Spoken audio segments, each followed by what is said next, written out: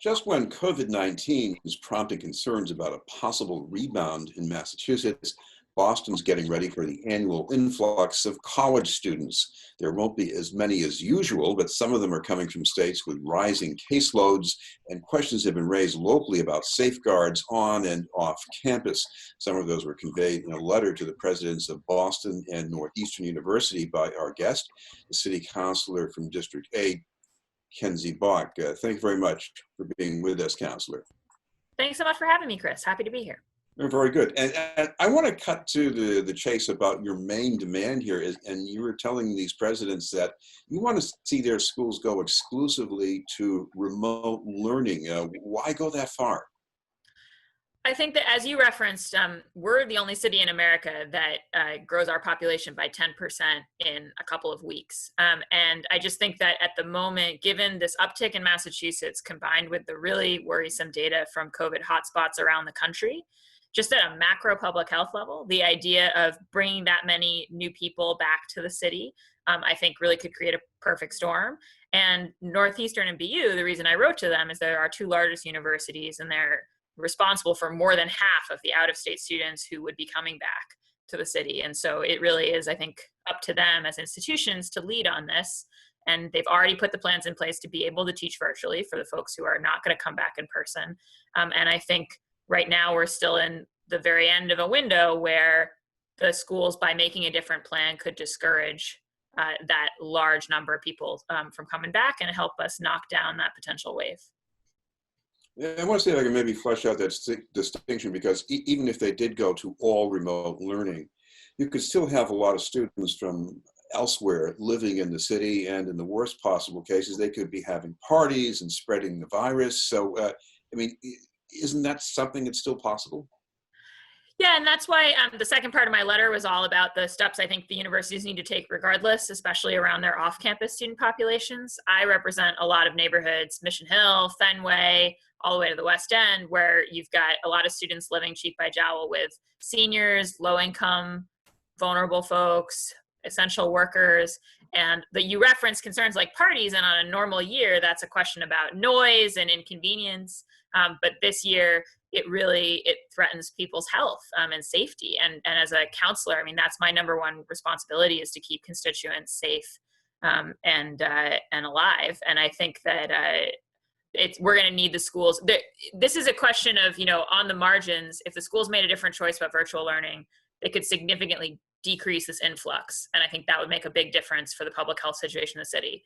Regardless of that, there is also, as you say, the second question about how we manage our off-campus communities responsibly and recognize that these institutions are totally embedded in our neighborhoods. Well, on the websites for both of these universities, you can see all these details about their precautions. There's going to be regular testing for the virus. I think at least Northeastern has plans for isolating students if they happen to be infected. And so, isn't there some reassurance there, even including the building changes that they're making? I think that, I've talked to the schools about their plans over the past few weeks. I think the testing capacity they've stood up is substantial, and I'm heartened by the fact that they both plan to make it available not just to students and faculty, but also to staff, to janitors, et cetera. I think that's an important piece of this. But I remain really concerned about how their plans sort of extend to the off-campus domain. So for instance, you referenced the isolation housing. Right now, both Northeastern and BU, and this also I think is true for BC, are providing isolation housing for students who test positive if those students are living on campus. But if they're living off campus, they're meant to just isolate in their off-campus housing. But we know the off-campus housing is very likely to be an apartment where you share one bathroom with 4 or 5, classmates who are all in an apartment together. And so to me, that's sort of backwards, right? To say we're going to de-densify our on-campus dorms and then we'll isolate you if you live on campus, but if you're off campus, you're on your own. I just don't think that that's a workable plan.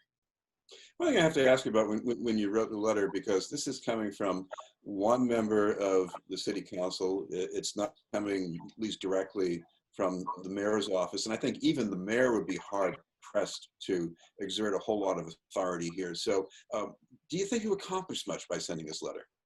I think that, as you say, the only person who can really make a call here, besides the universities themselves, is the governor, right? It's the governor who would have to act to change the situation. And, I think the governor took a partial action by instituting the quarantine as of August 1st. But I think even just looking at the plans around students quarantining, I think those are a little haphazard in some cases. But to me, my responsibility as a city councilor, sometimes I wish I had more power than I have, but I do think that what I have is a bully pulpit and an opportunity to use my voice on behalf of others. And the voices that I have been hearing in my district, filled with anxiety about this situation, have just raised to this clamor where I really felt like I needed to give them voice this week. And I think it has helped to provoke further conversation about whether this is really judicious. And I would say, we've seen universities switching. Obviously, Simmons and Berkeley in my district are going all virtual. We've heard just in the last couple of days from UMass Amherst and Smith, both making a change, which I think is just illustrative of the fact that we are still in that window where these large institutions could change their plan, and I hope they do. By the way, where do you see the biggest risk of interface with the wider public as far as student population and other people in your district? I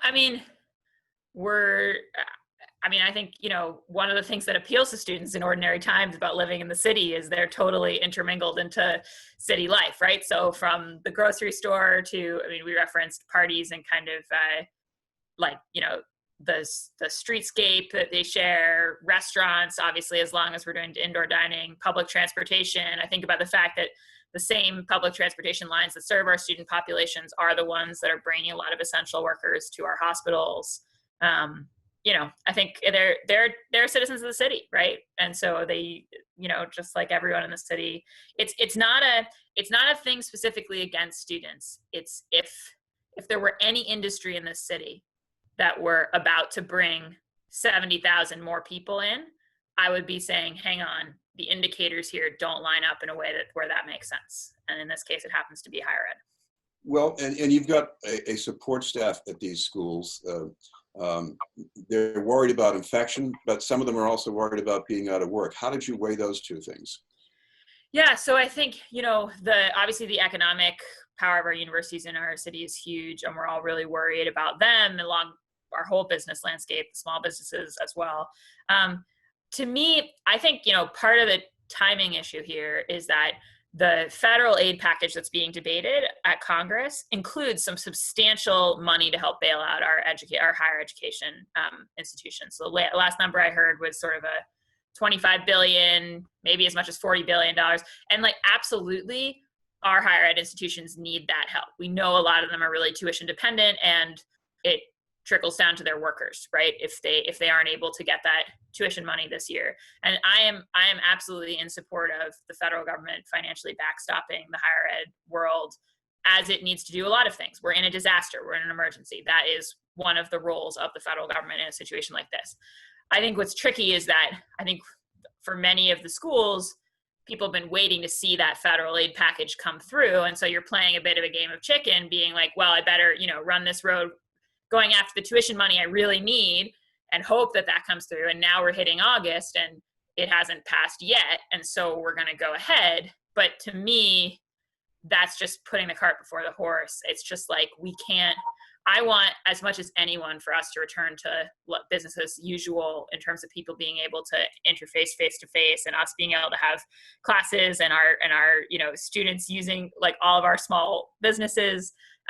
But there's no way to that end except through a responsible public health response that contains this virus. So. I want to turn to another attempt to wield limited powers of the council, and that was with respect to overtime in the Boston Police Department. Part of the response I think you got from them is that they need to spend a lot of money on this because they have staffing shortages and some assignment needs. It sounds like what I've been hearing for 40 years. Did you hear anything that makes you think this is going to change significantly? So we had, as you said, we had a hearing last week on that. I think that we need to see a lot more work from the police department in terms of a really detailed plan to achieve those overtime savings. And in the hearing we had, there were some good strategies listed, some of which could make a really significant dent. So for instance, they talked about the need to civilianize 80 to 100 positions. So that's a situation where we've got someone we're paying as a sworn officer, for, we're paying at the rate of being out on the street, but they are instead sitting at a desk doing paperwork. That doesn't make sense. And I think if we shifted those positions as they're proposing, that could save a ton of money. But what they're not proposing is a timeline on which that change happens within this fiscal year.